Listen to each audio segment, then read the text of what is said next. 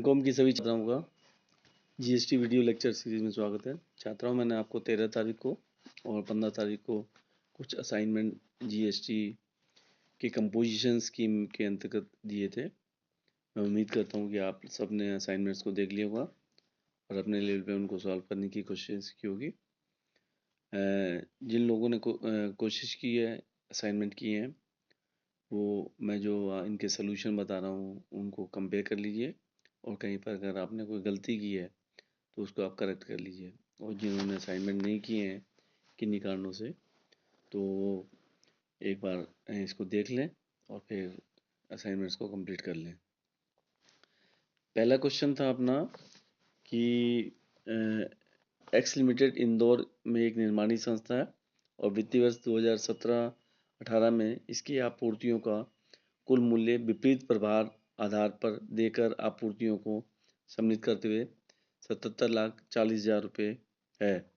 आपूर्तियों के विभाजन निम्न प्रकार है। अग्रिम प्रभार के आधार पर राज्य में के भीतर आपूर्तियां 25 लाख में की थी उसने।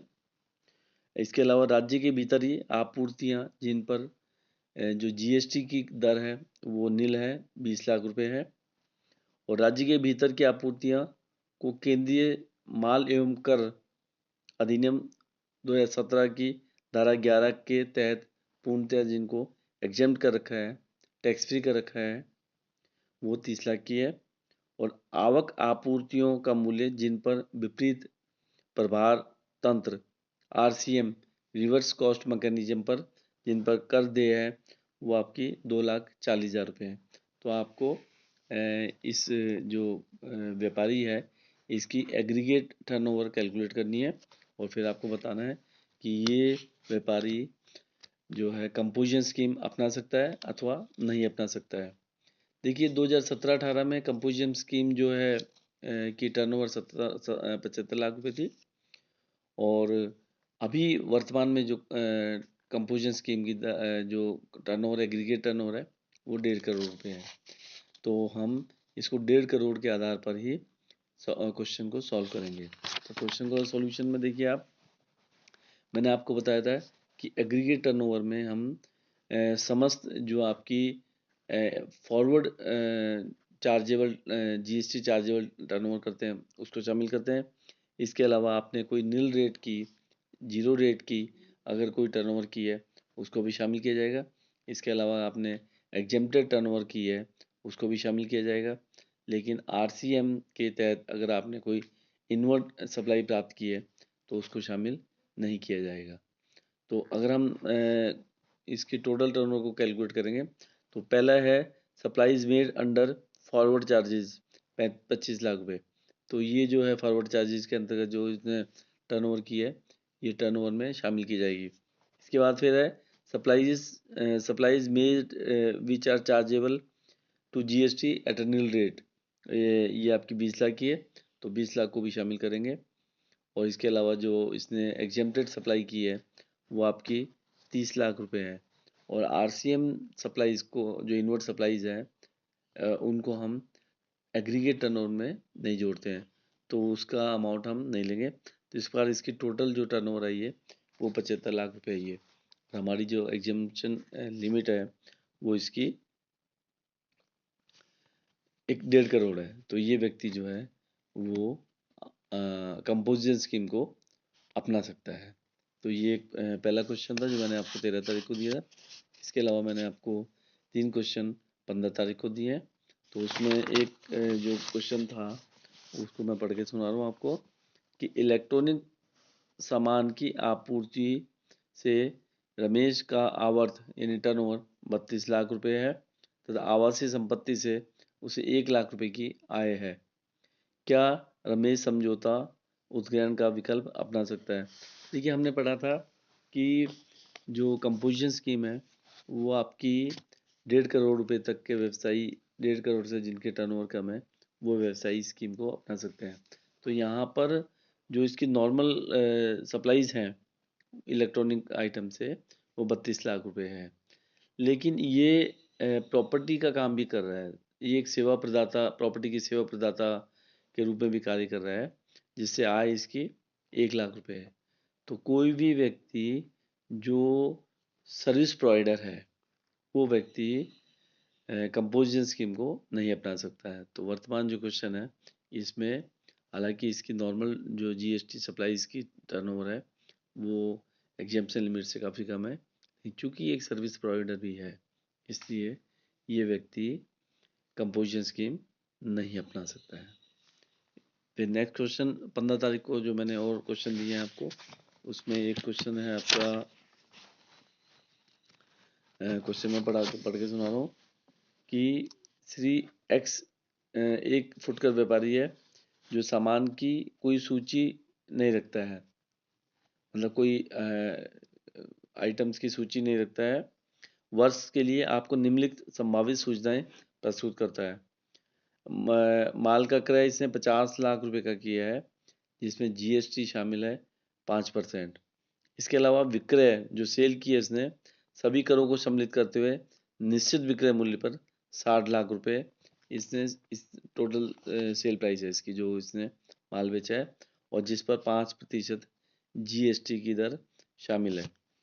हमें विवेचना कीजिए कि क्या उसे समझौता योजना का विकल्प अपनाना चाहिए, और यदि समझौता की जो टर्नओवर टैक्स है, कंपोजिशन टर्नओवर टैक्स है, वो इसका 1% है।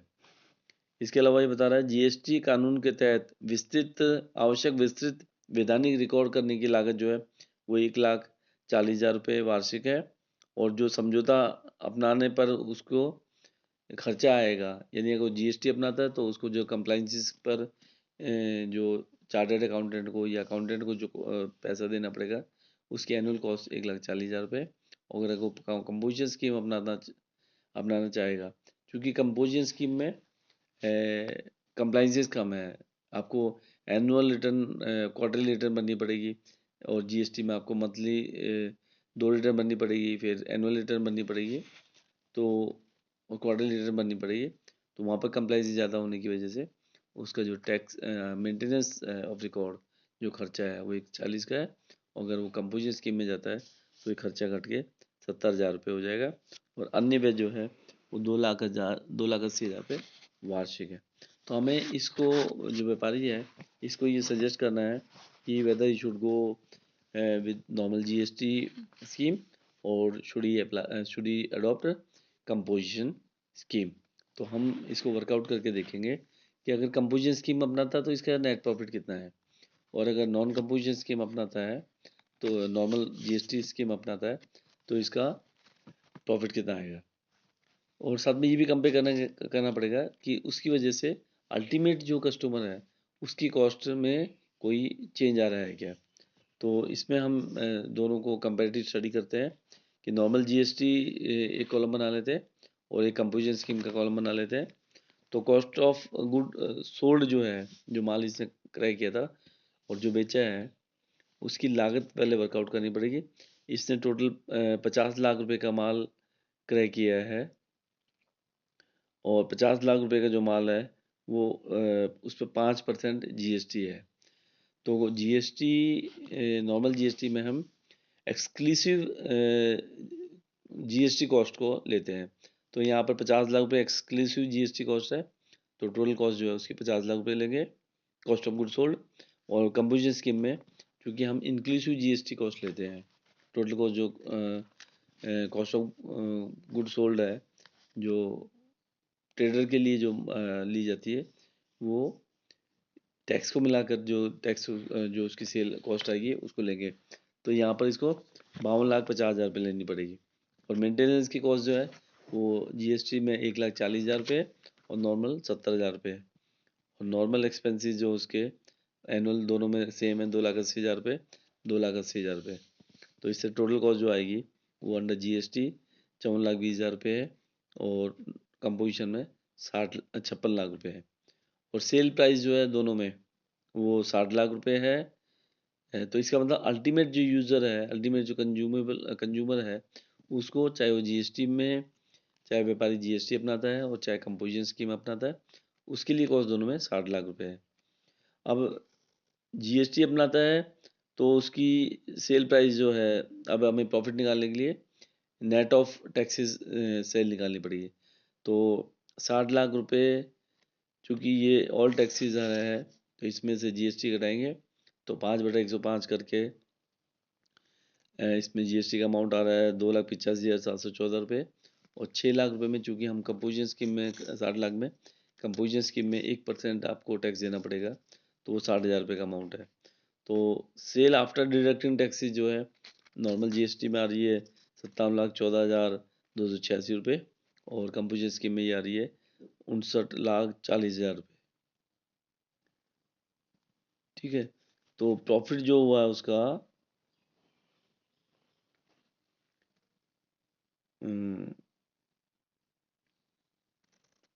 जीएसटी में तो प्रॉफिट आएगा 2,94,286 रुपये, और कंपोजिशन स्कीम में जो प्रॉफिट आएगा वो उसका 3,40,000 रुपये आ रहा है।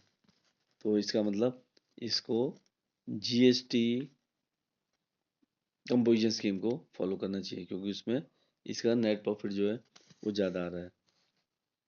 तो ये आपके क्वेश्चन थे। इसके अलावा एक क्वेश्चन मैंने आपको बताया था कि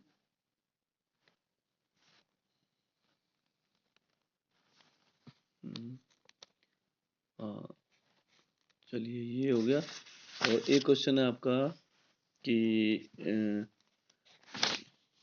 मैंने ये बाद में आपको दिया था, और आप सोल्यूशन इससे पहले वाले का जो बता रहा हूँ आपको, कि एक चेन्नई की एक चेन्नई की निर्माण कंपनी जेट संस्था लिमिटेड में समझौता योजना का विकल्प बनाया है। इससे आपको वित्तीय वर्ष 2017 के लिए निम्न सूचनाएं प्रस्तुत की है उसने। वह समझौता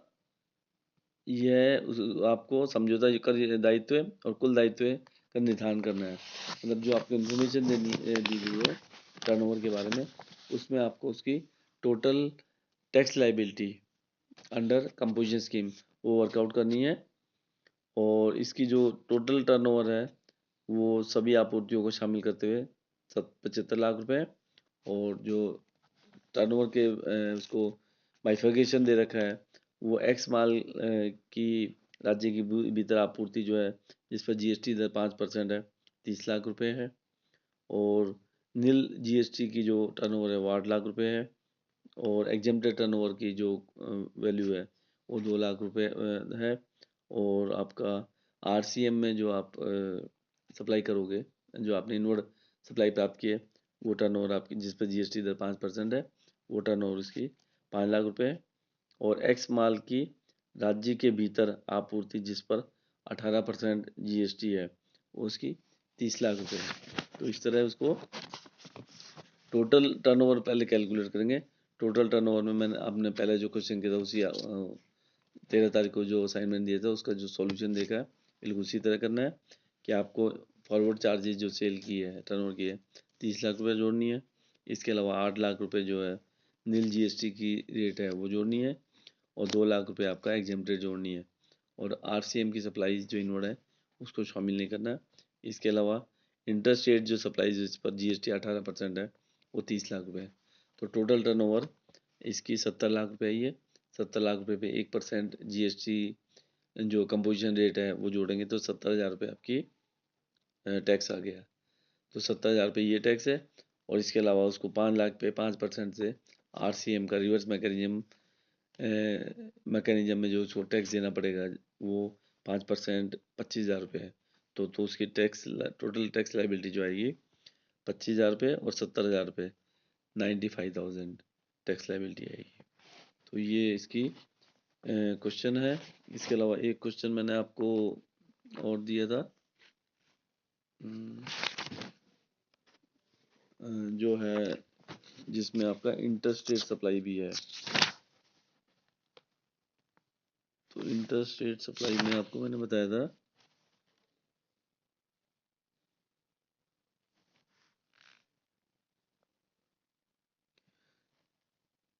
अगर कोई उसका ये सॉल्यूशन है कि कोई भी व्यक्ति अगर चाहे उसके टर्नओवर कितने भी है, लेकिन अगर वो इंटरस्टेट सप्लाई करता है तो ऐसे व्यक्ति उसको फॉलो नहीं कर सकता, कंपोजिशन स्कीम को नहीं अपना सकता है। कोई भी व्यक्ति इंटरस्टेट सप्लाई में अगर उसकी 1.5 करोड़ तक की टर्नओवर है, एग्रीगेट टर्नओवर, तो वो कंपोजिशन स्कीम अपना सकता है। लेकिन चाहे उसकी कितनी भी टर्नओवर हो, अमाउंट कितना भी कम हो, अगर वो इंटरस्टेट सप्लाई कर रहा है तो इंटरस्टेट सप्लाई की दशा में उसके द्वारा कंपोजिशन स्कीम नहीं अपनाई जाती है। तो ये कुछ असाइनमेंट्स के सॉल्यूशंस थे। मुझे उम्मीद है कि आप इन सॉल्यूशंस के आधार पे अपने सॉल्यूशन कंपेयर कर लीजिए, और कोई प्रॉब्लम हो तो आप मेरे से कंसल्ट कर लीजिए। आप सबने ध्यान से सुना, उसके लिए धन्यवाद। जय हिंद, जय भारत।